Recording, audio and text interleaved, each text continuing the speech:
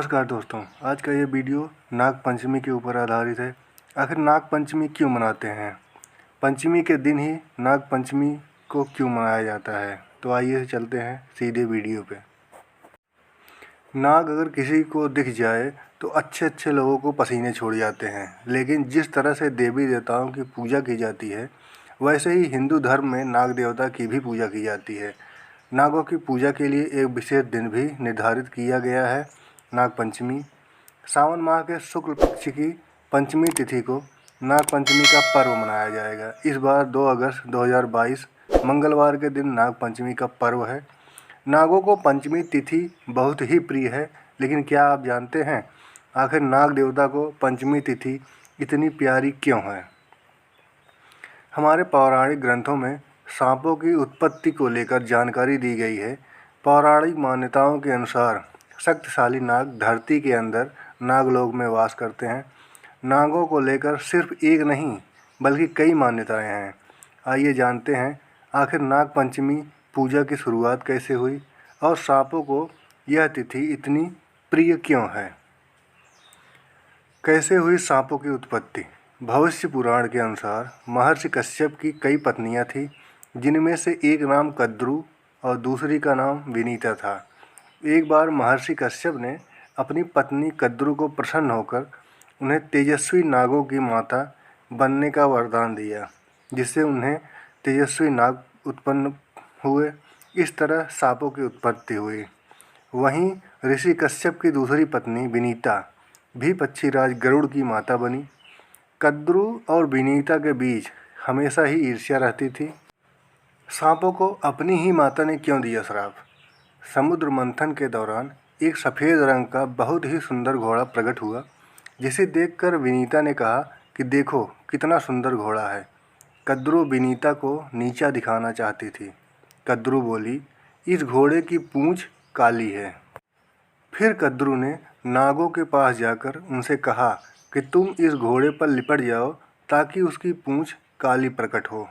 नागों ने ऐसा करने से मना कर दिया और कहा, हम सत्य के मार्ग पर ही चलेंगे। इससे क्रोधित होकर कद्रू ने अपने ही पुत्र को श्राप दे दिया। उन्होंने कहा कि पांडव वंश में राजा जन्मेजय होंगे, जो नागों का विनाश करने के लिए सर्पमेघ यज्ञ करवाएंगे। उनके यज्ञ में जलकर तुम सभी मर जाओगे। नागों को क्यों प्रिय है पंचमी तिथि? आइए बात करते हैं।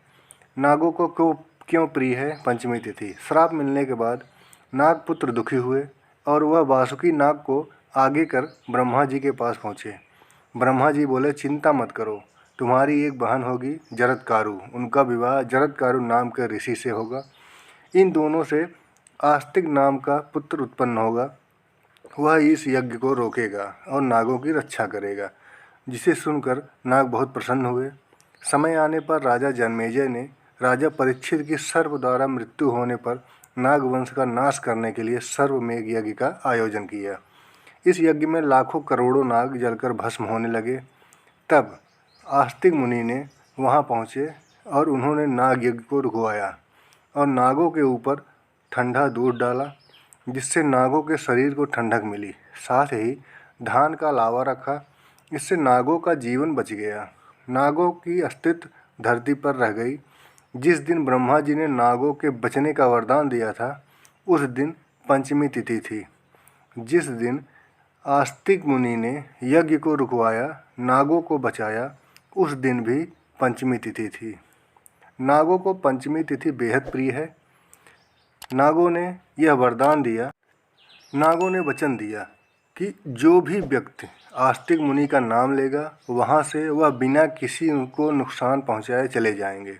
साथ ही नाग पंचमी के दिन जो व्यक्ति लकड़ी, मिट्टी, गोबर से नाग बनाकर उन्हें फूल, दूध, धान, लावा से पूजा करेंगे, उनको और उनके परिवार को नाग भय नहीं रहेगा।